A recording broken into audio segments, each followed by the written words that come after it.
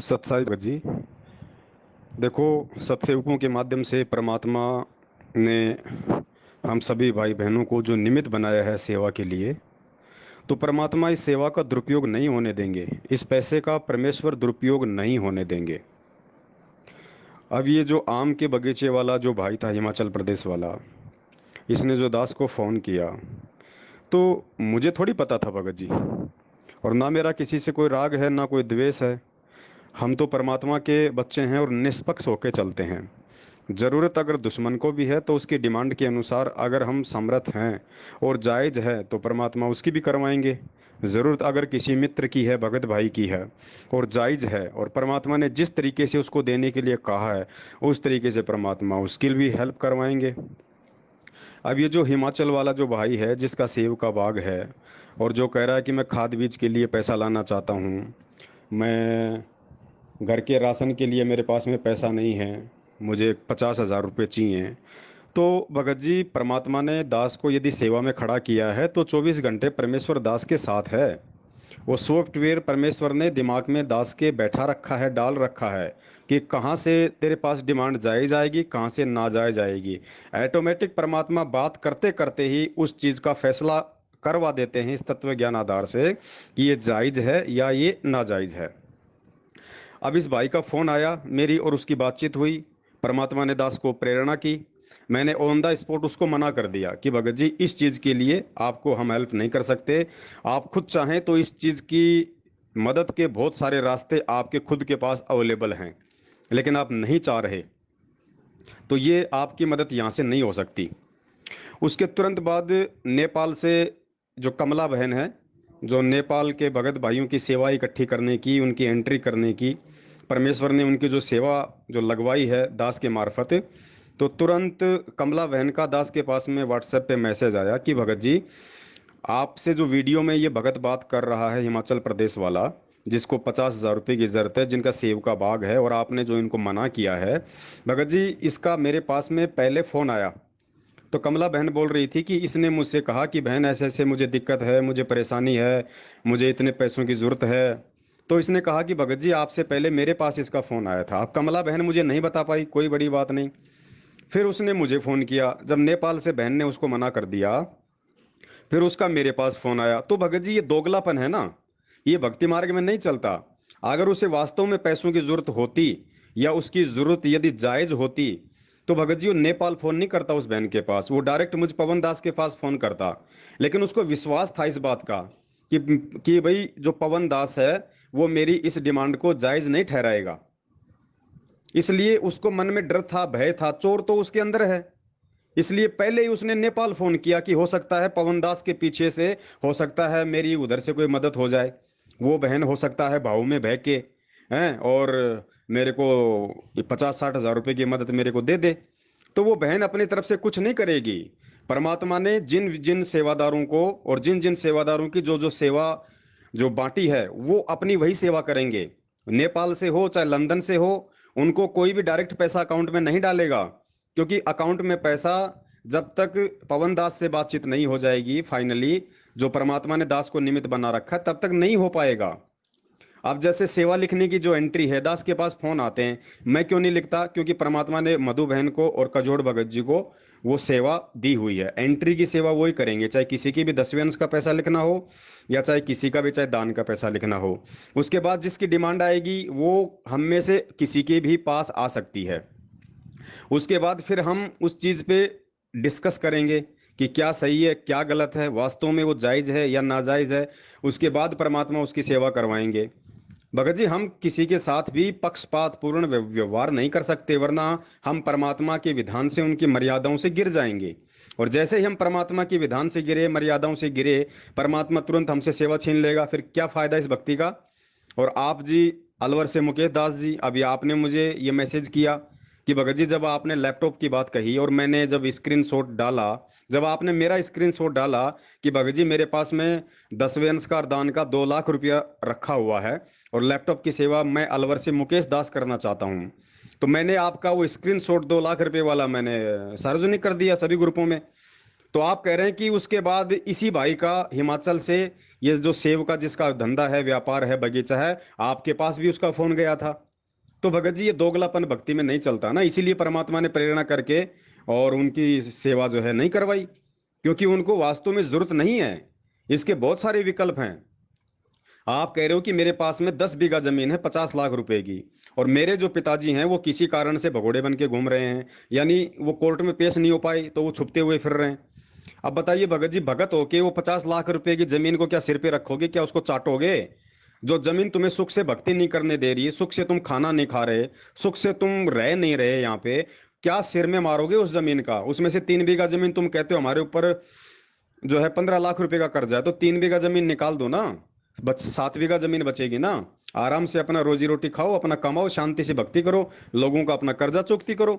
मांगते हुए क्यों फिर रहे हो भाई इस तरीके से? ये गलत है। जहां जायज होगा वहीं परमात्मा सेवा करवाएंगे। दूसरा, इतने बड़े बगीचे का जो मालिक होता है वो भगत जी कोई खुद सेव संतरे की फसल करके मार्केट में सिर पे टोकरी रख के बेचने नहीं जाता। बड़े बड़े जो व्यापारी होते हैं, जो आड़ती होते हैं, वो पहले ही मोल भाव कर लेते हैं, पहले ही पूरा सौदा उनका तय हो जाता है कि अब की बार जो सेव की फसल है वो आपसे मैं खरीदूंगा। और वो जो एग्रीमेंट होता है, उस एग्रीमेंट से पहले मुझे अच्छे से पता है भगत जी, उस एग्रीमेंट से पहले वो व्यापारी कुछ प्रतिशत उनको एडवांस में पैसा भी देता है, खाद के लिए, बीज के लिए, जो है मतलब और भी छोटी मोटी जो जरूरत होती है उस बागवानी में। कम से कम मान लीजिए अगर 10 लाख का एग्रीमेंट हुआ है तो 2-3 लाख रुपया उनको एडवांस मिलता है। तो ये कहाँ मूर्ख बना रहे हैं भगत जी, ये किसको मूर्ख बना रहे हैं? आप दुनिया को मूर्ख बना सकते हो भगत जी, लेकिन हम सत्सेवक हैं, हम परमेश्वर के बच्चे हैं, आप हमें मूर्ख नहीं बना सकते। आपकी जायज अगर कोई डिमांड होती, आप हमें बोलते, हम आपको जो है परमात्मा के निमित्त बन के, अगर हम जरूर हम उसको पूरा करते, ऐसी कोई बात नहीं है। अब बताइए, 10 बीघा जमीन का मालिक, बाग का मालिक, और बताइए कह रहा है कि घर में राशन नहीं है। ऐसा नहीं हो सकता भगत जी, ऐसा भक्ति मार्ग में नहीं चलता। देखो ये तो हमें भी पता था इन सब बातों का, कि जैसे ही परमात्मा ये सेवा शुरू करवाएंगे तो ये बहुत सारे लोग जो है मतलब गलत इरादे से भी हमें फोन करेंगे, गलत इरादे से भी जो है वो चाहेंगे कि पैसा हमारे हाथ में आ जाए। तो भाई ऐसा परमात्मा नहीं होने देगा। परमात्मा ने घाट घाट का पानी पिला के इस भक्ति मार्ग का फिर हमारे को सेवा दी है, तो ये गलती नहीं होगी, क्योंकि ये पैसा उन आत्माओं का है जो आत्माएं नेक नीति और ईमानदारी से अपना काम धंधा करती हैं, मेहनत करती हैं, धूप में खड़े होकर जो पसीना निकालते हैं, ये उनकी मेहनत का दसवंश का पैसा, ये बर्बाद नहीं हो सकता, ये बिल्कुल जायज जगह पे जाएगा।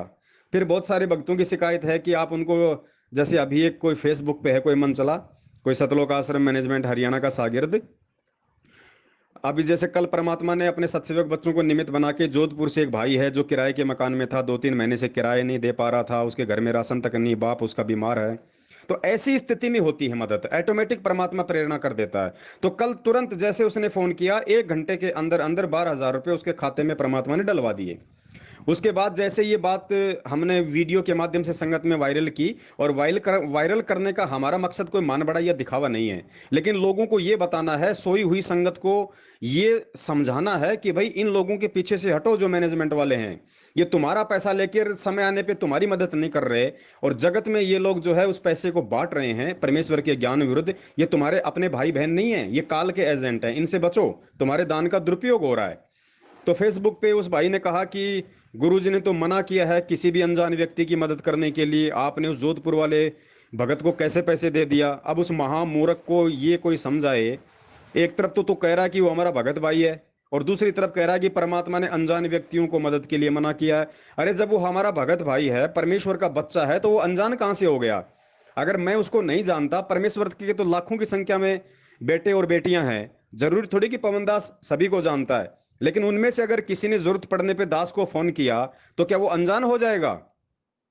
और फिर कह रहा है कि आप उसको पैसा क्यों दे रहे हो, पैसे का दुरुपयोग कर देगा। भैया गुरुजी ने फ्री में पैसा देने से मना किया है, उधार देने के लिए मना नहीं किया। उधार तो आप अपने रिश्तेदारों को भी देते हो, और रिश्तेदार यदि कल उसका दुरुपयोग करेगा तो वो दोष फिर आपके ऊपर नहीं है, क्योंकि आपने उधार दिया है, वो पैसा आपको वापस लौटाएगा। आपने उसकी वर्तमान जरूरत को समझते हुए, उसकी स्थिति को देखते हुए आपने उसकी मदद की है। अगर कल को उसके मन में यदि कोई ऐसी कोई कुप्रेरणा हो गई और उसने यदि उस पैसे का दुरुपयोग भी कर दिया, तो वो दोष आपको नहीं है, क्योंकि आपने उसको उधार दिया है कुछ समय के लिए, आपने फ्री में नहीं दिया उसको। तो जो भी पैसा दिया जा रहा है, जिसको भी दिया जा रहा है भगत जी, वो उधार में दिया जा रहा है। 10वें अंश का जो पैसा है वो, और जो दान का पैसा है वो, हम लोग जो भी डिमांड आएगी भगत समाज की जायज, हम उसको उधार के तौर पे देंगे। हम उसको फ्री में नहीं दे रहे, हम उसको उधार के तौर पे देंगे। वापस वो पैसा जब देगा, तो वो पैसा जो भगत भाई है जिसका भी है, वो चाहे तो वापस अपनी एंट्री करवा सकता है, या चाहे तो वो अपने घर पे रख सकता है। तो ये उधार रूप में मदद हो रही है। लेके वो ना दे, वो खा जाए, उसके मन में दोष आ जाए, वो भक्ति छोड़ दे, वो फिर मालिक जाने, उसका काम जाने, उसका दोष फिर हमारे ऊपर नहीं है। परमात्मा ने ज्ञान में अच्छे से समझा रखा है। तो भगत जी, ऐसे लोगों की परमात्मा बिल्कुल भी हेल्प नहीं करवाएगा, क्योंकि अब ये दोगलापन और ये चालबाजी, ये जालसाजी इस भक्ति मार्ग में नहीं चलेगी। परमेश्वर के बच्चों को काल ने पिछले 7 साल से इन धोखेबाजियों का शिकार खूब कर लिया, सतलोक आश्रम मैनेजमेंट हरियाणा के माध्यम से। अब नहीं होगा आगे भगत समाज, इनके ठगी, इनके जाल, इनकी जालसाजियों में कोई नहीं फंसने वाला। अब परमेश्वर ने अपने सत्सेवक बच्चों को ज्ञान आधार रूप से जो है सामने दीवार की तरह खड़ा कर दिया, कोई नहीं ठगाएगा। आप चाहे लाख डालो, चाहे आज आप चाहे फेसबुक में ग्रुपों में, व्हाट्सएप के ग्रुपों में, चाहे अपने खाते नंबर डालो लाख, और ये बोलो कि साहब मेरी पवन भगत जी से बात हो गई है, ये मेरा खाता नंबर है, कोई भी भाई मुझे 20,000 रुपये डाल दे, मुझे बहुत सख्त जरूरत है, कोई नहीं डालेगा। इस तरीके से ड्रामा करने से, दिखावा करने से कोई किसी को चवन्नी भी नहीं डालेगा। सबको पता है कि जब तक हमारे जो सत्सेवक भाई बहन हैं, जिनको परमात्मा ने इन विशेष सेवाओं के लिए निमित्त बनाया है, जब तक उनकी तरफ से यस नहीं हो जाएगी, जब तक उनका कोई संदेश ऑडियो वीडियो वायरल नहीं होगा, तब तक कोई किसी की मदद नहीं करेगा। क्योंकि काल ऐसे ही सूक्ष्म चाल से ठगता है, जैसे इस बाग वाले भाई से। और ये ठगने की उसने कोशिश की, उसने बिना पूछे उसने नेपाल वाली बहन को फोन किया, जबकि वो इंडिया में है। उसने दास को फोन करना चाहिए था, उसने मधु बहन को फोन करना चाहिए था, उसने कजोड़ भगत जी को फोन करना चाहिए था। लेकिन जैसे ही उसने नेपाल वाला वो पैम्पलेट देखा कि नेपाल की संगत जो है कमला बहन के पास अपने 10वें अंश और दान की सेवा लिखवा दे, उसने डायरेक्ट उसने नेपाल फोन किया, ताकि इस पवन दास को मालूम ना पड़ जाए और मैं वहीं से अपना काम निकाल लूं। तो ऐसा नहीं होगा। कमला बहन परमेश्वर की बच्ची है, वो मर्यादाओं के खिलाफ काम नहीं करेगी। आपको चाहे कितनी जरूरत है, वो पहले हमसे संपर्क करेगी कि भगत जी ऐसे ऐसे फोन आया है, क्या करना है। अभी सुबह जैसे मधु बहन के पास एक फोन आया किसी बहन का कि हम अपने घर की छत डलवा रहे हैं, कुछ पैसों की हमें जरूरत पड़ गई, तो मधु बहन ने बगैर पूछे उसको मना कर दिया। बिल्कुल अच्छा किया, क्योंकि ये फालतू की जो डिमांड है इनके लिए हमारे पास में, ये भक्तों के दान कर 10वें अंश का पैसा नहीं है, ये विशेष परिस्थितियों के लिए, घर की छत डलवाने के लिए, लेंटर डलवाने के लिए, बाथरूम डलवाने के लिए, भैंस खरीदने के लिए, कर्जा उतारने के लिए, लोगों का ब्याज चुकाने के लिए, उनके लिए पैसा नहीं है भैया। जिस चीज की जरूरत होगी और सामने वाले जो भी डिमांड करेगा, अगर हकीकत होगी, तो परमात्मा ऑटोमेटिक प्रेरणा कर देगा, और उसी की मदद फिर हम आपस में बातचीत करके हम उसकी मदद करेंगे गुरुदेव के आशीर्वाद से। और बाकी कोई नौटंकी करेगा, बाकी कोई जालसाजी करेगा, कोई चालबाजी करेगा, तो अब उसकी वो जालसाजी, वो चालबाजियां सत्सेवकों के आगे नहीं चलने वाली हैं, क्योंकि परमेश्वर ने सत्सेवकों को ज्ञान आधार से मजबूत करके संगत में खड़ा किया है। और परमेश्वर की एक वाणी है कि वो काफिर जो अंतरकाती, वो काफिर जो देवल जाति। फिर परमेश्वर ने समझाया कि वो व्यक्ति ढेढ़ है, वो व्यक्ति काफिर है जो अपने मन में छल कपट और दोष रख के सामने वाले से कोई डिमांड करता है, सामने वाले से कोई व्यवहार करता है। इसका एग्जाम्पल दिया परमात्मा ने कि एक राजा था, वो रोज सुबह सुबह सैर करने के लिए जाया करता था। जब वापस आता था तो साथ में एक लकड़ मर्चेंट था, एक कोई लकड़ी का व्यापारी था। तो उसको देख के राजा ये सोचता था कि भाई मैं इसके फांसी लगवा दूं, इसके फांसी तुड़वा दूं। जबकि राजा ये भी सोचता था कि मैं इसको जानता तक नहीं, इसने क्या सही किया क्या गलत किया ये भी मुझे नहीं पता, फिर भी मेरे मन में इसके प्रति ऐसे विचार क्यों आ रहे हैं। तो राजा ने ये बात अपने मंत्री को बताई। तो गुरुजी ने बताया कि मंत्री समझदार था। मंत्री ने किसी साधु संत से बातचीत की, तो साधु ने कहा कि उस लकड़ी मर्चेंट के मन में राजा के प्रति दोष है कि ये राजा जो है वो मर जाए, क्योंकि उस लकड़ी मर्चेंट के ऊपर काफी कुछ कर्जा हो गया था। और उसको पता था कि राजा जब मरता है तो बड़े बड़े लोग अपने नंबर बनाने के लिए चंदन की लकड़ियां ले लेके जाते हैं उसको जलाने के लिए। तो मेरी चंदन की लकड़ी बहुत ज्यादा बिकेगी, मेरा सारा कर्जा उतर जाएगा, तो राजा मर जाए। दोनों वहां गए, मंत्री और साधु, और उससे पूछा कि भाई राजा ऐसे ऐसे बोल रहा है कि मेरे मन में ऐसी आती है, मैं इसको फांसी तोड़वा दूं, बता तू तेरे मन में क्या दोष है। बोले हकीकत बताऊं? बोले हकीकत बता देना, वरना बात बिगड़ ली है, ध्यान रखना। तो उसने कहा जी मेरे मन में ऐसा दोष आता है कि राजा मर जाए, क्योंकि मेरे ऊपर बहुत ज्यादा कर्जा हो रहा है, और राजा को चंदन की लकड़ी से जलाया जाता है। नगर के सेठ व्यापारी नंबर बनाने के लिए मेरे यहाँ से चंदन की लकड़ियां लेके जाएंगे, मेरा सारा टोटा दूर हो जाएगा।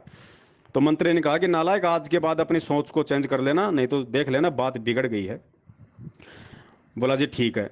तो उसके बाद उस व्यापारी के मन में ये आ गया कि भाई ऐसा राजा तो बार बार नहीं मिलता, ये तो बहुत अच्छा, ये तो राजा है, ऐसा राजा क्या बार बार मिलता है। और उधर से मंत्री ने राजा को कहा कि महाराज आप आज जाइए वापस सैर करने, और फिर आप हमें बताइए आज आपके मन में क्या विचार आते हैं। राजा घूमने गया, वापस उधर से निकला तो उसके मन में लकड़ मर्चेंट को देख के आया कि यार ये तो बहुत अच्छा नागरिक है, मैं तो वैसे ही इसके प्रति अपने मन में फालतू का दोष और विचार रखे हुआ था, ऐसे नागरिक के हमें बार बार थोड़ी मिलते हैं। तो वापस आया तो उसने बताया कि आज मेरे मन में उसके प्रति कुछ भी नहीं आया।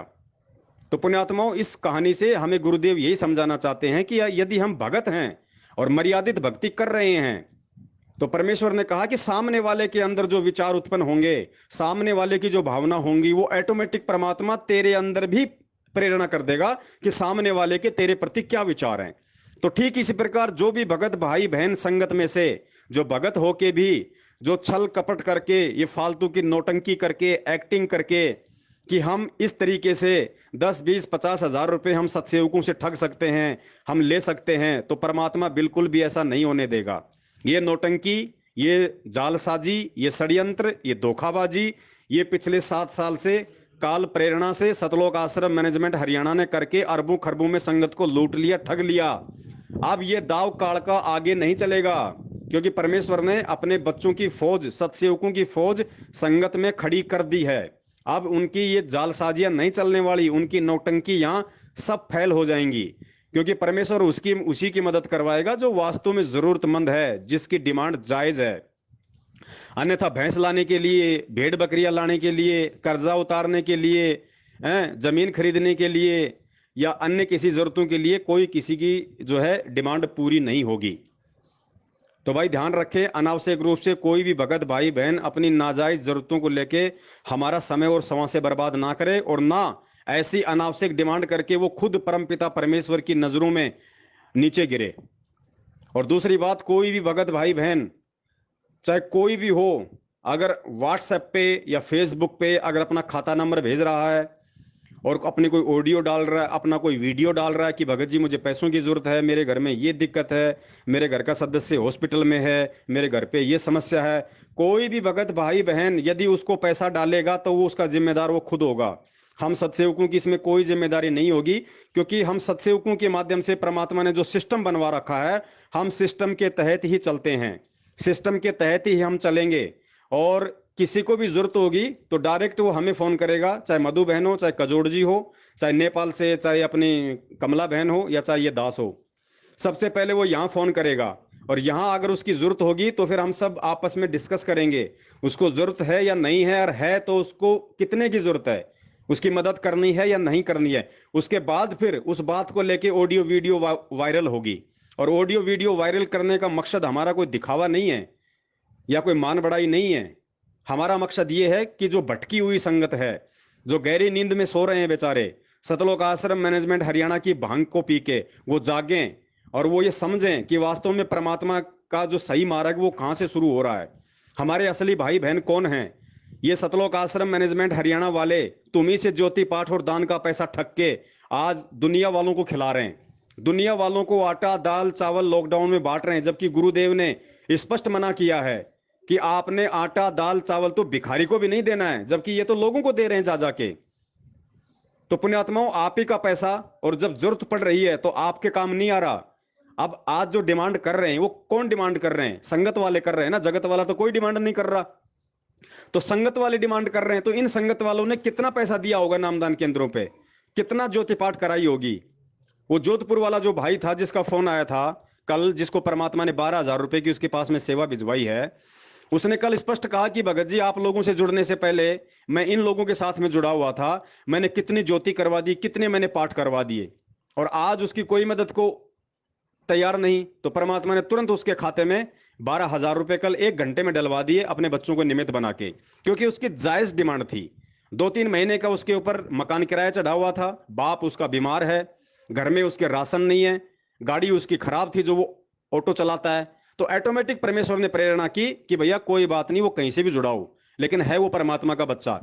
तो तुरंत परमात्मा ने उसकी डिमांड उसकी पूरी करवाई। और बहुत सारे जो भगत हैं, जो मन चले हैं, नालायक हैं, जिनको इतनी बुद्धि है नहीं, वो कहते हैं भाई तुम लोग ये क्या कर रहे हो, गुरुजी ने तो अनजान की मदद करने के लिए मना किया है, तुम भक्तों की क्यों मदद कर रहे हो। अरे नालायक व्यक्ति, तू भगत भी कह रहा है, फिर तू उनको अनजान भी कह रहा है। अरे परमेश्वर के बच्चे तो लाखों की संख्या में, क्या हम सभी को जानते हैं? नहीं जानते ना। अगर किसी परमेश्वर के बच्चे का फोन आएगा तो क्या उसकी बातों से नहीं लगेगा कि ये भगत है या ये जगत वाला है? ऑटोमेटिक मालूम पड़ जाएगा कि ये भगत के शब्द हैं या ये किसी जगत वाले के शब्द हैं। और हम उनको पैसा कोई जो है फ्री में नहीं दे रहे। जो उस पैसे का वो दुरुपयोग करेगा तो भाई हमें कोई नुकसान हो जाएगा। हम उसकी एज ए उधार रूप में मदद कर रहे हैं। ये जो दसवें का पैसा है, दान का पैसा है, उधार का पैसा है, हम उसकी उधार रूप में मदद कर रहे हैं। वो टाइम देता है कि मैं 2 महीने में दे दूंगा, 6 महीने में दे दूंगा, कोई दिक्कत नहीं। और उधार पैसा लेने के बाद अगर कोई व्यक्ति उस पैसे का दुरुपयोग करता है तो परमेश्वर ने अपने संविधान में बता रखा है, वो दोष फिर देने वाले को नहीं है, उस पैसे का दुरुपयोग करने वाले को है। जैसे गुरुदेव ने बताया कि विपरीत परिस्थितियों में आप अपने रिश्तेदारों की, अन्य भगत भाई बहनों की मदद जरूर करना। क्योंकि पहले तो हमें ब्याज मिलता था इसलिए हम मदद करते थे, आज हम इसलिए मदद नहीं करना चाहते क्योंकि हमें ब्याज नहीं मिलता। तो गुरुदेव ने कहा कि मन में यह स्वार्थ मत रखना ब्याज वाला, और किसी को भी अगर जायज जरूरत हो तो उनकी मदद उधार रूप में जरूर करना।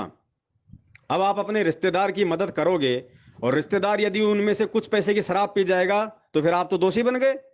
लेकिन नहीं, गुरुदेव ने कहा कि ऐसी स्थिति में फिर दोष आपको नहीं है, क्योंकि आपने पैसा उसको उधार दिया, आपका पैसा तो आपको वापस आ जाएगा। तो इसी तरीके से जो भी पैसा दिया जा रहा है भगत समाज को, चाहे दसवें अंश का हो चाहे दान का हो, ये उधार रूप में दिया जा रहा है, किसी को फ्री नहीं दिया जा रहा। जैसे ही उस भगत भाई की आर्थिक स्थिति ठीक होगी, उसका काम धंधा वापस चलेगा, धीरे धीरे करके वो पैसा लौटा देगा। और जितने भी भगत भाई बहन जो अपनी सेवा लिखवा रहे हैं, उन सबको अच्छे से पता है, वो बहुत सोच समझ के ये पैसा लिखवा रहे हैं।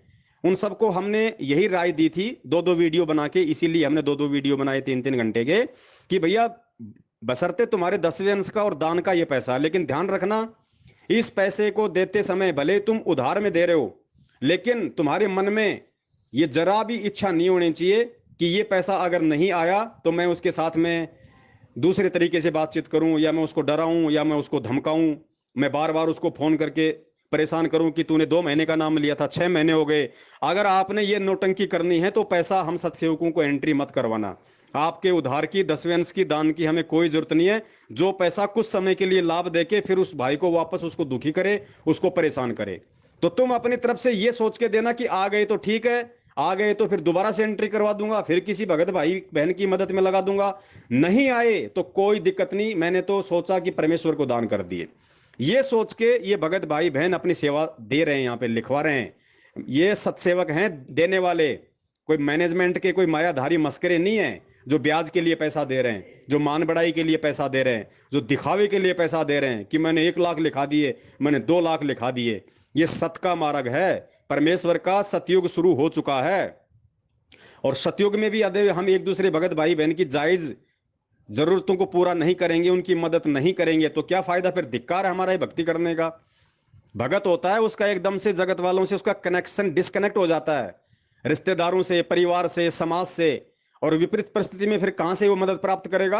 अगर हम भगत भाई बहन भी उसकी मदद नहीं करेंगे तो दास की विनती है, जो भी करें बहुत सोच समझ के करें। और जो भी भगत भाई बहन डिमांड करें, वो घर की छत डलवाने के लिए, या बहुत बड़े जमीन के मालिक होने के बाद, या अपना खुद का जिनका मकान है, जिसकी प्रॉपर्टी है, उसके बाद भी अगर वो राशन के लिए पैसे मांग रहे हैं, तो भाई मैं तो एक तरीके से ये कहूंगा कि धिक्कार है फिर उनको। वो अपनी मर्यादाओं को सुधारें, गुरुदेव को दंडवत प्रणाम करें, जो भी उनसे जाने अनजाने में गलती हुई है उसके लिए क्षमा याचना करें, दोबारा से अपनी भक्ति नए सिरे से शुरू करें, ताकि परमात्मा उसको बरकत दे। तो जो परमेश्वर ने मिशन चलवाया है एक दूसरे भगत भाई बहनों की मदद का, यह केवल जायज जो होगा उसी की मदद होगी, नाजायज चाहे कोई भी हो। हमारा किसी से को ना कोई दोस्ती है ना कोई रिश्तेदारी है। कबीरा खड़ा बाजार में मांगे सबकी खैर, ना कहूं से दोस्ती ना कहूं से बैर। हम सत्सेवक परमेश्वर के निमित्त होकर ये सेवा कोई मान बढ़ाई के लिए, कोई दिखावे के लिए, कोई पब्लिसिटी के लिए नहीं कर रहे। ये मान बढ़ाई, दिखावा और पब्लिसिटी का भाव अपने दिल में रख के हमने यहां पे कोई गधा कुत्ता नहीं बनना।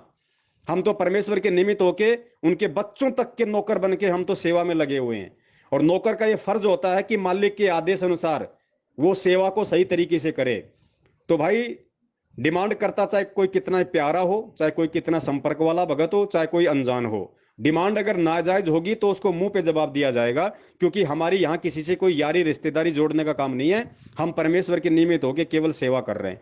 जिसको अच्छा लगे तो जुड़े, जिसको अच्छा ना लगे तो सतलोक आश्रम मैनेजमेंट हरियाणा का दरबार, वो कार्ड एजेंट का दरबार सदा आप लोगों के लिए 24 घंटे खुला हुआ है। आप जी वापस जाके वहां पे जुड़ सकते हो, हमें कोई दिक्कत कोई परेशानी नहीं है। चाहे सभी लोग हमसे नाराज हो, परेशान हो, हमें कोई दिक्कत नहीं है। हम केवल परमेश्वर की मर्यादाओं में चलेंगे, हम परमेश्वर के निमित्त होकर परमेश्वर की प्रेरणा से चलेंगे।